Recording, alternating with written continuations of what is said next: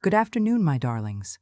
It's Grandma Nellie here, 76 years young, and speaking to you straight from my cozy little home in Savannah, Georgia. You know, this city has a magic all its own, those cobblestone streets whispering secrets of centuries past, and the gentle waves at Tybee Beach always manage to calm my heart, no matter how stormy life gets. Today, I want to share a story I've carried in my heart for over 50 years, a story I never thought I'd tell out loud. But here we are, and I'm so grateful you're all here with me. If you're enjoying this video, please give it a thumbs up, subscribe to the channel, and drop me a comment letting me know where you're watching from. Whether it's your city, your state, or a country halfway around the globe, Grandma Nellie loves learning about each and every one of you. Plus, don't forget we've got that 700 giveaway going on. Just be a subscriber, like this video, and let me know in the comments where you're tuning in from. Now, let's get started. A humble beginning. I was born in 1949 in Oak Ridge, a tiny town tucked away in rural Kentucky. Back then, news traveled faster than floodwaters in a heavy rain. Everyone knew everyone's business, whether they wanted to or not. My childhood? Well, it was rough. My mother, Dorothy, was a hard-working woman. She scrubbed clothes from dawn till dusk as a lairess, and all the troubles of her life seemed to land squarely on my little shoulders. My father, Joseph Carter, was a man I only knew by name. According to Mama, he went out to buy cigarettes when I was 2 years old and never came back. Went to buy cigarettes in another country, she'd snap whenever I asked about him. So, I grew up thinking I was the daughter of an absent father and a mother who barely tolerated me. One wrong look, one too loud word, and her slipper would fly across the room. "You're just like your father, Nellie," she'd hiss, a burden I carry. Living in that one-room house, separated by nothing more than an old sheet serving as a wall, I had no privacy, no peace, and certainly no rest. But I got used to waking up on eggshells, praying I wouldn't give her a reason to strike again. Meeting Arnold, my first taste of hope. When I turned 17, I started working at the local grocery store, arranging shelves, manning the register, and feeling invisible most days. Then, one December afternoon, Arnold Wilson walked in. Tall, well-built, with a smile that could light up the darkest room. He asked for cigarettes at the counter, and while I fumbled for change, he looked at me with eyes so warm and kind. "What's your name, miss?" he asked. "Nellie," I managed, my cheeks burning. "A pretty name for a pretty girl," he said, slipping a business card into my hand. "I work at City Hall. If you need anything, come find me." I tucked that card into my pocket like it was gold. Arnold Wilson, Public Works Department, City Hall. To me, he was everything I'd never dared hope for. A kind, educated man who actually saw me. Over the next few weeks, Arnold found excuses to visit the store, buying a newspaper here, a candy bar there, just enough to strike up a conversation. He asked about my life, about Kentucky, about City Hall projects. I told him small bits, always afraid that if he knew the full truth, he'd turn away. But he never did. "You deserve better, Nellie," he told me one afternoon, after I mentioned how hard life was at home. "A girl like you should be treated like a princess." Princess. That word felt like magic pouring into my heart. I, who had grown up scrubbing floors and cooking for a woman who hated me, was suddenly someone's princess. Love blooms in the grocery aisles. Our courtship was simple and sweet. No fancy dinners, no grand proposals, just Arnold and me, chatting in the empty store aisles, strolling through the town square, sharing ice cream at the parlor. He always treated me with the utmost respect. He never asked for more than my company and conversation. 6 months after we first met, he took me to the town square under a redbud tree in full bloom. He knelt on one knee, opened a small box, and there it was, a simple, beautiful ring. "Nellie, you've brought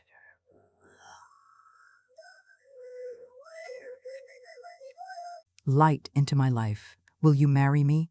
I didn't need words. I was already nodding through tears of joy. When I told my mother, I braced for her fury. But instead, she surprised me by saying, "He already spoke to me about it. He'll take care of us both." I was too in love to question why Arnold never mentioned that to me. Wedding bells and bitter truths. 3 months later, we planned a simple wedding, borrowed the dress from the store owner's daughter, arranged a small reception at the church hall.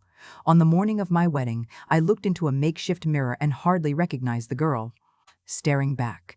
The white dress, pink lipstick, and a glow in my eyes that I'd never had before. Mama muttered, "He got lucky," but I heard what I wanted to hear, a hint of approval. The ceremony was quick, and when we became husband and wife, I truly believed my life was finally beginning. But the real surprise came right after the reception. I thought Arnold would whisk me away to our new home. Instead, the car rolled up in front of Mama's house. "What are we doing here?" I asked, heart sinking. "I renovated your mother's house," he said, still smiling. "We're all going to live together." "Your mother, you and me. Family is important." My dream of escape from that house, from my mother's cruelty, disappeared in an instant. But I was so new to happiness that I let his words wash over me like a wish. First cracks in the fairy tale. At first, living with my mother under the same roof did seem strange, but the house looked nicer, fresh paint, new furniture, even a radio in the living room. Mama greeted us with a hug so quick and awkward it might have been staged. Yet Arnold remained the perfect gentleman, and I clung to his affection like a lifeline. That first night, curled up in the new bed with real walls around me, I allowed myself to believe in hope. But the next morning, I woke to a different reality. Arnold decided what I would wear, what I would eat, and who I could talk to. He told me, "Princesses don't need to work."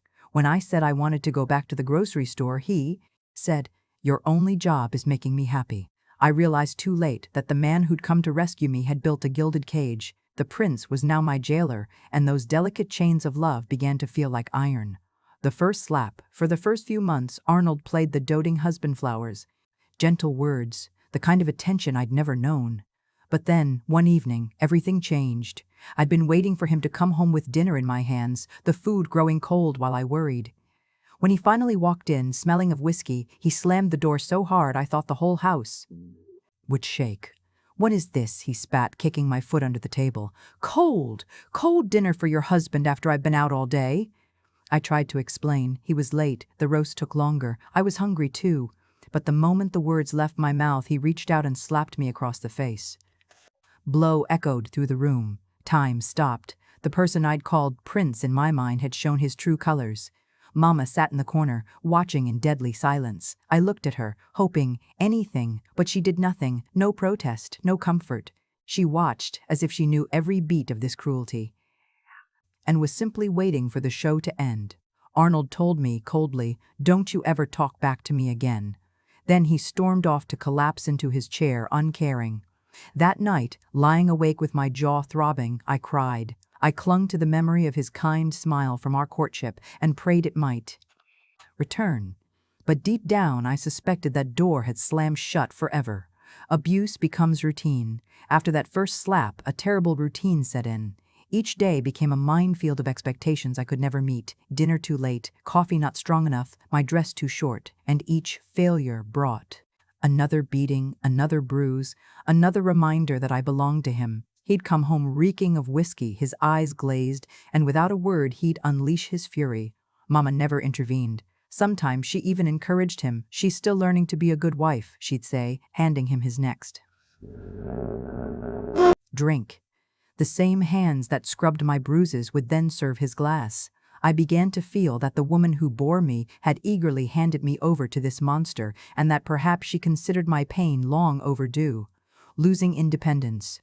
6 months after our wedding, Arnold lost his City Hall job. Rumor had it he'd taken bribes, mishandled funds, or simply ruffled the wrong political feathers.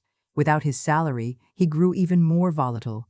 He spent his days drinking and lashing out, and I became trapped in the house again. No money, no friends, no way out. "I can't let you go to the market alone," he'd growl if I asked. "What if you talk to other men? What if you embarrass me?" My world shrank to the size of that house.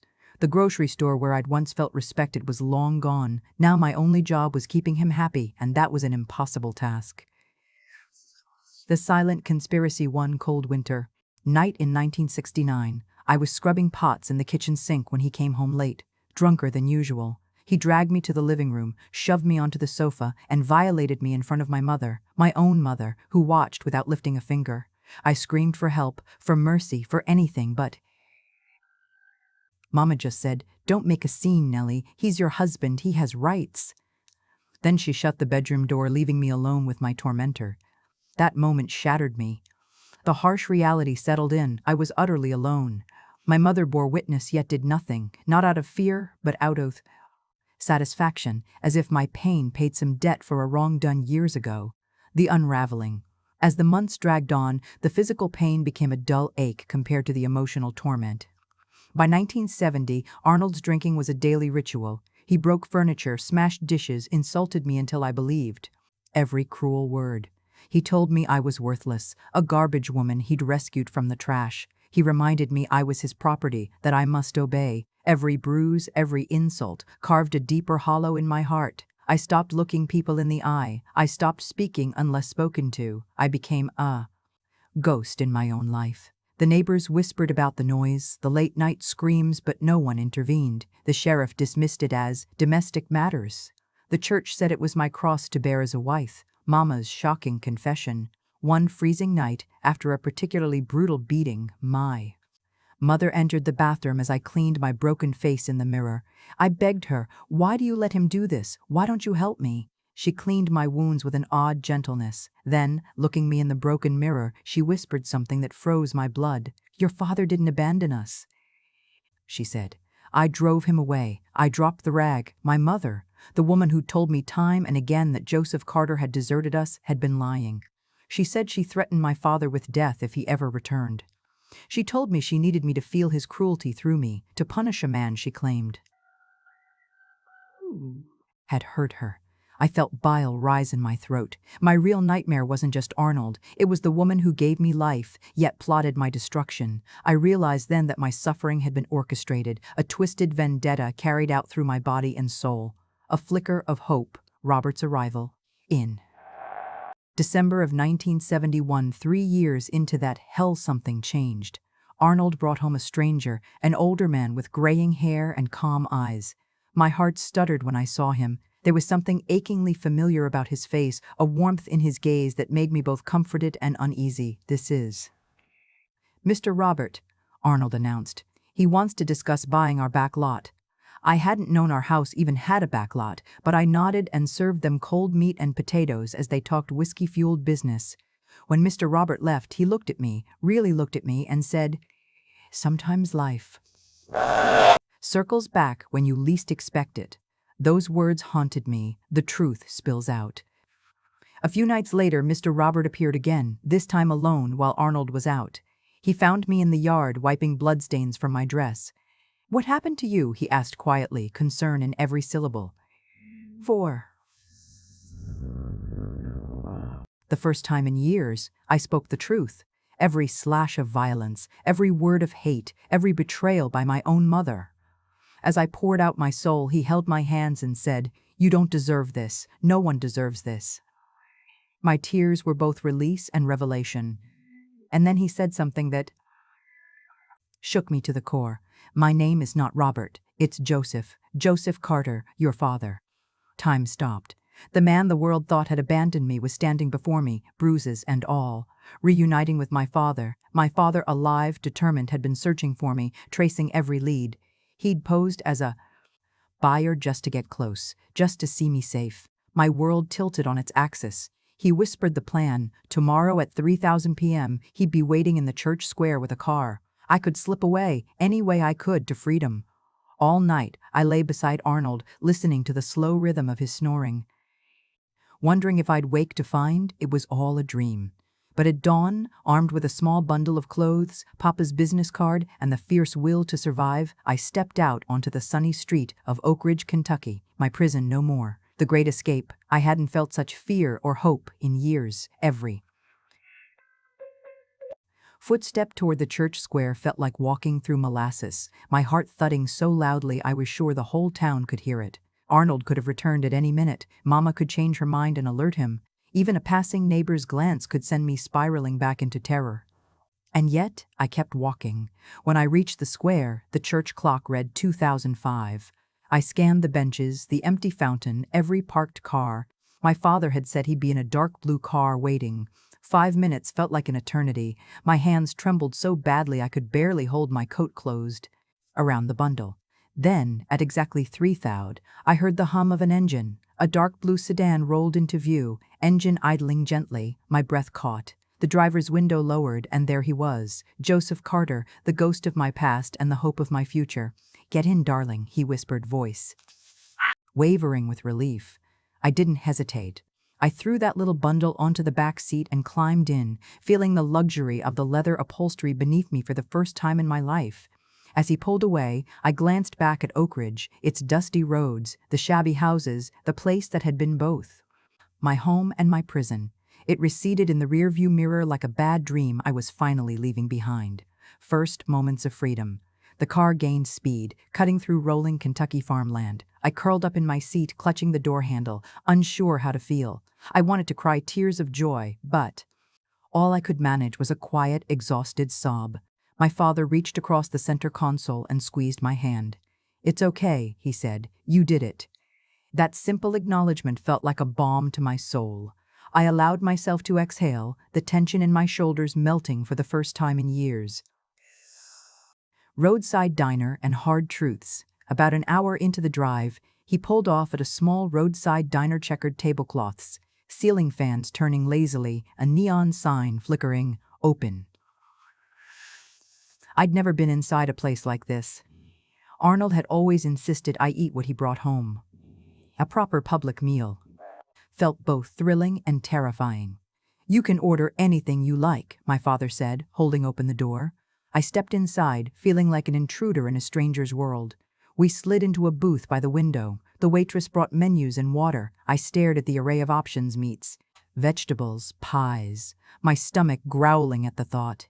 In the end, I ordered a hearty beef stew with fresh bread. As I waited, I watched my father. His face, lined by time and worry, still bore the warmth I remembered from my earliest memories. He looked at me with such pride, I felt tears well up. Again, when the stew arrived, steam curling from the bowl, I dug in with gusto.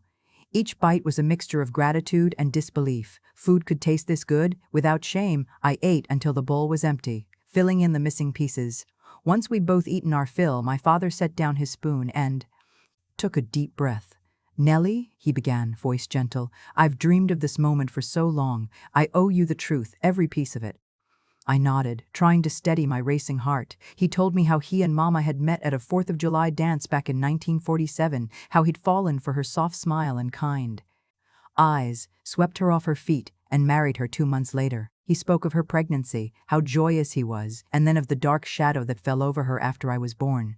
"You weren't the problem," he said firmly. "Your mother suffered from postpartum depression, a condition no one talked about."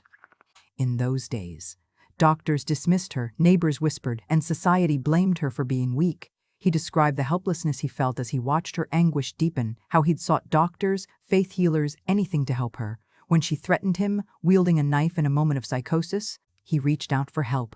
Hospitals refused to admit her without a court order. The local sheriff said it was a family matter. He was told to forgive and forget. Then he paused, eyes clouding. "When your mother took you away, I was desperate. I searched for you everywhere, hired investigators, reached out to old friends, followed every rumor. But she was always one step ahead." I clutched his hand. Part of me wanted to shout, "Why didn't you come sooner?" But a wiser part, the part that recognized how hard it must have been, stayed silent. He sighed and continued. "It wasn't until 6 months ago that I got a tip.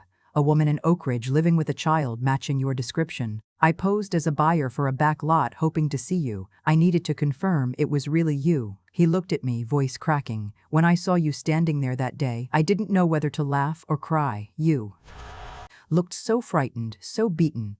But you were alive, and that's all that mattered." Taking the wheel of my life after our talk, we climbed back into the car, and I let myself relax for the first time. My father didn't pressure me with questions. He let me rest my head against the window and watch the landscape roll by: green fields, distant silos, clear blue sky. At dusk, we stopped at a modest motel just outside Louisville. He insisted on painting separate rooms for my comfort, he said. The thought that I might once again share a bed with a man who had hurt me made me shudder. I accepted the small key, walked down the dimly lit corridor, and found a clean room with fresh linens and a soft mattress. I fell onto that bed and wept until I fell asleep, tears of relief and the weight of hope mingling on my pillow. Arriving in Louisville the next morning, we crossed into the city, Louisville's skyline rising against the horizon. I'd seen tall buildings only in magazines. Seeing them in real life felt like stepping into another world. My father drove us to the Highlands neighborhood, an area of tree-lined streets and cozy three-story buildings. "This will be your home," he said, pointing to one of the smaller apartment blocks. "I've had a room prepared for you here for years." He was right. Outside, a discreet plaque read Carter Printing Co. That was his business, a small printing shop where he printed flyers, business cards, letterheads for local clients. He parked in a back lot and led me through a side door into a reception area filled with artwork and shelves of paper. I walked into the apartment, a modest one-bedroom on the top floor, windows framing leafy treetops and a distant church steeple. Sunlight filtered through floral curtains onto a bed covered in a cheerful quilt. A small bookshelf held books ranging from Dickens to modern poetry. On the desk stood a lamp and my father's old typewriter, the very machines he'd used when he first printed his own notices searching for me. I ran my fingers over the quilt, breathing in the scent of lavender sachets tucked under the pillow. "It's beautiful," I whispered, beginning to heal. In the weeks that followed, I began to rebuild. My father introduced me to neighbors, kind faces who welcomed me with homemade pies and offers of friendship. He showed me how the print shop worked, let me handle simple tasks like organizing paper stock and folding pamphlets. For the first time in my life, someone encouraged me to learn, to grow, to use my mind. He also found me a compassionate psychologist, Dr. Eleanor Clare, who understood the legacy of trauma and guided me through my nightmares, my guilt, my rage. In therapy, I learned that vulnerability wasn't weakness, that asking for help was strength. I cried in that office more than I had in decades, but each tear lightened my burden. My father didn't push me to talk about my mother or Arnold until I was ready. Instead, he focused on the present, enrolling me in GED classes, helping me register for night courses in design and typography. Arnold had always told me women didn't need education, but here, people celebrated every new skill I mastered, a new chapter. By spring of 1972, I had a rhythm, days at the print shop, evenings studying, weekends exploring Louisville's parks and bookstores. I even volunteered at the public library, shelving books and reading to children. My laughter returned, tentative at first, then freer each day. One sunny afternoon, my father and I sat on the apartment's small balcony, sipping lemonade. He handed me a stack of freshly printed business cards. "Nellie Carter, graphic designer," it read. "Carter Printing Co." I held up the card, marveling at my own name in bold letters. "Is this really me?" I asked, voice trembling. He smiled, pride lighting his features. "It's who you've always been. Now, the world just gets to see it, rediscovering joy and trust." By mid-1972, Louisville had started to feel like home. I settled into a daily routine, mornings spent at the Carter Printing Co., afternoons in GED classes, evenings curled up with books I once thought I'd never read, and weekends exploring the city's parks and cafes. The first burst of real laughter came when I stopped flinching at sudden noises, when I realized I could drop a stack of papers without bracing for a blow. My father, ever the proud protector, watched these small victories with tears in his eyes. "See," he'd say, "you're reclaiming your life, one smile at a time." He encouraged me to expand my skills beyond the print shop basics. I enrolled in a local community college course on graphic design, learning to balance text and image, select fonts, and create layouts that caught the eye. The first time Professor Whitaker praised my brochure design for a mock charity fundraiser, I felt a thrill of confidence I'd never known. Meeting Michael, a love born of respect. It was in the winter of 1973 that I first met Michael. He strolled into Carter Printing Co. one chilly afternoon, sporting a tweed coat and carrying a satchel of promotional materials for his bookstore downtown. He wanted flyers and bookmark designs for a poetry reading. From the moment we shook hands, I sensed something different, no glimmer of entitlement in his eyes, no subtle reminder that I was property. Instead, he introduced himself with a warm smile. "Hi, I'm Michael Bennett. I heard you're the best designer in town." "Oh, please," I laughed, handing him paper samples. "I'm still learning." "No such thing as perfect," he replied. "But whatever you do, I'm sure it'll be better than mine." Our conversation flowed easily. Books, authors, the weather, childhood memories. When he came back to pick up the proofs, he listened intently as I explained each design choice. And when he saw the finished bookmarks lined with a delicate ivy motif and a crisp serif font, his grin lit the room. "These are brilliant," he said. "You've captured the soul of my little shop." I flushed at the compliment. Little did I know that those words marked the start of a courtship built on mutual respect and genuine affection. Building a relationship on solid ground, our first date was a cup of coffee at a cafe called The Roasted Bean. He arrived with a copy of my favorite poet's latest collection, an unexpected gift that touched me deeply. He asked about my childhood in Kentucky, and I shared only what felt safe, grateful for his patient, unhurried attentiveness. Over the next year, Michael and I met regularly, browsing records at a vintage shop, exchanging recommendations at the public library, strolling along the Ohio River at sunset. He never pressured me for more than I offered. He never raised his voice in impatience. Instead, he marveled at my resilience, told me how inspired he was by my journey. One crisp autumn evening, as we sipped cider at a street festival, he took my hand and said, "You deserve the world, Nellie, not as a princess, but as a partner, someone who stands beside you." At that moment, I realized I was falling in love, not with a knight in shining armor, but with a man who saw me as an equal, who respected my scars and celebrated my strengths. A joyful wedding. By summer of 1977, Michael proposed under the wisteria pergola at Olmsted Park. No redbud tree this time, just a ribbon of purple petals overhead and his earnest eyes below. "Nellie Carter," he said, kneeling on one knee, clutching a simple gold band. "Will you marry me?" I laughed through tears and said yes. Our wedding, held in a small chapel near the Highlands, was nothing like the hurried ceremony with Arnold. Friends from college, neighbors from the print shop, and even a handful of Louisville librarians filled the pews. My father walked me down the aisle, beaming with pride. Michael's mother brought a homemade lemon cake, and we danced to live bluegrass music in the fellowship hall. For the first time, I felt that love could truly be a blessing, not a trap. Surrounded by people who cared, I promised Michael to face life's joys and challenges side by side, as partners, equals, friends, and lovers. Motherhood and a new legacy. In 1979, our daughter Claire arrived, pink-cheeked and wailing, but most of all, a miracle. Holding her in my arms, I realized I had the power to rewrite our family story. Warmth and respect. No hidden vendettas, no whispered lies. Claire grew quickly, filling our home with giggles and baby steps. I balanced motherhood with work at the print shop, adjusting deadlines and learning to juggle feedings with design proofs. Michael installed a cozy play corner in my office, where Claire had her own coloring books and crayons. Our second child, Gabriel, was born in 1982. He inherited my father's clear blue eyes and Michael's easy smile. With a toddler and a newborn underfoot, I sometimes wondered how I managed, but every time Gabriel reached for my hand or Claire beamed, I knew it was worth every sleepless night. In 1985, we welcomed our third baby, Marianne, completing our family of 5. Our home echoed with children's laughter, bedtime stories, and the smell of fresh-baked bread. Michael and I often shared a quiet cup of tea after the kids were asleep, marveling at how far we'd come, healing and professional growth. While motherhood filled my heart, I never abandoned my passion for design. With Michael's encouragement, I took on bigger projects, posters for community theater, annual reports for local nonprofits, and eventually branding for small businesses, seeking a personal touch. I also became a mentor at the community college, volunteering to help other students develop their portfolios. Watching a shy young man grow confident with his first brochure design reminded me of my own early days in that classroom, trembling with self-doubt. Therapy continued to play an important role. Dr. Claire helped me navigate the lingering effects of trauma nightmares, moments of panic, the occasional fear that someone would knock on my door with the same cruelty I'd known.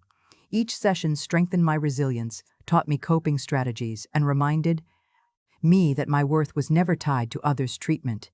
Becoming Grandma Nellie. By the late 1990s, our children were growing up. Claire excelled in school and went on to become a literature professor. Gabriel took over the print shop after college, modernizing it with digital presses, and Marianne pursued photography, capturing life's beauty through her lens. Then, in 2000, something bittersweet happened. My father passed away peacefully at home, age 75. He'd built a life saving me from the shadows and cheering every triumph. In his final moments, he grasped my hand and whispered, "It was worth every second.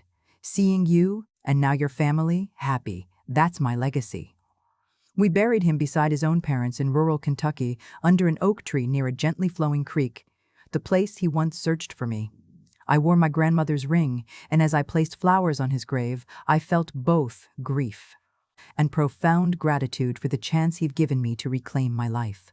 Shortly after, our first grandchild was born. Michael and I became Grandma and Grandpa. There's a special kind of joy in rocking a tiny person, telling them stories, and watching them grow with wonder in their eyes. Since then, I've welcomed 6 more grandchildren between our 3 children, each one lighting up my heart in new ways. Lessons learned and shared. Now, at 76, sitting here in my little home in Savannah, surrounded by seashells, family photos, and the call of seagulls at Tybee Beach, I look back and see a life. Shaped by darkness, yes, but also redeemed by love, perseverance, and the unwavering support of a few good people. If there's one lesson I hope my story shares, it's this: no matter how deep the scars, you can heal. No matter how dark the chapter, you can write a new one. We are not defined by the cruelty we endure, but by the courage we summon to rise again. To every woman who's felt trapped, I say, you deserve respect, autonomy, and joy. To every daughter who's known abandonment, your worth is never measured by others' absence. And to every man who stands by an abused woman, your kindness might be her first glimpse of hope. From memoirs to microphone. After Michael and I retired from active roles in our businesses, he closed the bookstore, I sold the print shop to Gabriel. I found myself craving connection beyond our little circle of family and friends. I loved storytelling, the way words could heal, empower, and unite. In 2018, on a whim, I wrote down my life story in longhand on yellow legal pads. Pages and pages poured out, memories, lessons, sorrows, triumphs. My grandchildren loved listening to me read from those pages at family gatherings. They urged me to record the stories so their friends could hear them too. One day, my granddaughter Emma, she's all of 8, and sharper than a tack, said, "Grandma, you should start a YouTube channel. People everywhere need to hear this." I laughed at first. A YouTube channel? But the more I thought about it, the more it made sense. So Michael and I set up a simple corner of our living room as a studio. Just me in my favorite rocking chair, soft pillows, a small lamp, and a backdrop of family photos and seashells from Tybee Beach. I borrowed a camera, learned some basic editing on my laptop, and recorded my first video. Reading of one of my childhood letters to my absent father. Raw, unpolished, but honest. I pressed publish and held my breath. The first week, 50 people watched, then 200, then 1,000. Comments poured in, women who'd survived abuse, men who'd lost their way, young folks grappling with identity, grandparents craving connection. They told me my voice gave them courage, that my story reminded them they weren't alone. Before I knew it, I had a channel, Grandma Nellie's Tales, dedicated to sharing lessons from a long life. Each week I post a new story, love letters from my husband, childhood recipes, memories of my father's search, reflections on forgiveness and resilience. I talk about practical things too, how to set boundaries, how to heal trauma, how to find joy in small moments, why I tell my story, why share such painful memories with strangers, because I believe our darkest moments can become beacons of hope for others. Every time I reveal a scar, someone writes to say, "That was me too." Every time I describe a victory, getting my GED, surviving my wedding day, building a family, they say, "If you can do it, so can I." When I read comments from women saying they finally had the courage to leave abusive relationships, my heart swells. When a grandfather tells me my videos inspired him to reach out to his grandchildren, I feel vindicated. When a young man confesses he'd lost his faith in kindness but found it again in my words, I'm reminded that even after 76 years, I still have something to give. Lessons carved in time. Over the past few years, I've distilled my story into a few guiding principles I share with every new subscriber. You are worth saving. No matter what others say, your life has value. If someone treats you like property, remember, you are a person worthy of respect, love, and agency. Truth sets you free. Secrets and lies build prisons. When I discovered my mother's betrayal, it hurt, but it also gave me clarity.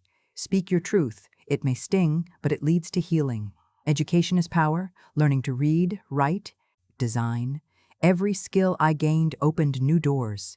Always be curious. Never stop growing. Kindness is a revolution. In a world that often rewards cruelty, a single gentle word can change a life. My father's small acts of compassion saved me. Now, we can all be saviors to someone else. Stories connect us. Behind every face in the comments is a human heart. When you share your story, you invite others to know they're not alone. Looking ahead, my hopes for you. As I sit here, looking out at the waves tickling the shore at Tybee Beach, I think about the next generation, my great-grandchildren yet to be. Born, viewers halfway around the world tuning in on their phones, grandparents thousands of miles away searching for connection. To all of you I say, keep telling your truth.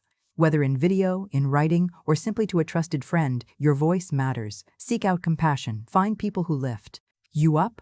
Be someone who lifts others. Cultivate resilience. Life will test you, sometimes brutally, but each test can make you stronger if you let it. Embrace new beginnings. It's never too late to start over, to learn something new, to find love again. At 76, here I am on YouTube. I'm proof that second acts can be the best acts. A heartfelt thank you. Before we close this chapter, I want to thank you from the bottom of my heart for listening to my story. Thank you for your likes, your subscribes, your comments, and for sharing your own journeys in the comment section. You've built a community where stories of pain, healing, hope, and everyday joys can mingle freely. To everyone who's subscribed and taken a moment to say, I see you, Grandma Nellie, you matter, I send you a warm embrace across the miles. And to those still on the fence wondering whether to hit that subscribe button, I invite you to join our family, where every story is honored, every person is respected, and every voice has value. What's next? Each week, I'll continue to share tales from my scrapbook of memories, how I learned to set boundaries with people who tried to control me. The Simple Kentucky. Recipes that sustained me in dark times. Letters between me and my grandmother, who taught me the power of forgiveness. Interviews with my children and grandchildren so you can hear how life blossomed after trauma. Tips on self-care, from gentle yoga stretches to beachcombing at dawn. So, hit that notification bell to be the first to know when a new video arrives. And in the comments below, tell me, what story from your own life do you most want to share? What lesson do you wish people knew about you? I read every single comment and I promise to respond. Final thoughts. The marshes and the gulls call out in the salty air. I'm reminded that life is woven from moments, some bright as a summer morning, others dark as a moonless night. But each moment belongs, each moment can teach us something, and each moment can be the seed of a new beginning. Thank you for walking this path with me, from Oak Ridge to Louisville, from fear to freedom, from heartbreak to a rocking chair in Savannah. May your own story be one of courage and grace, illuminated by the knowledge that, even in the darkest night, a new dawn always waits. With all my love, Grandma Nellie.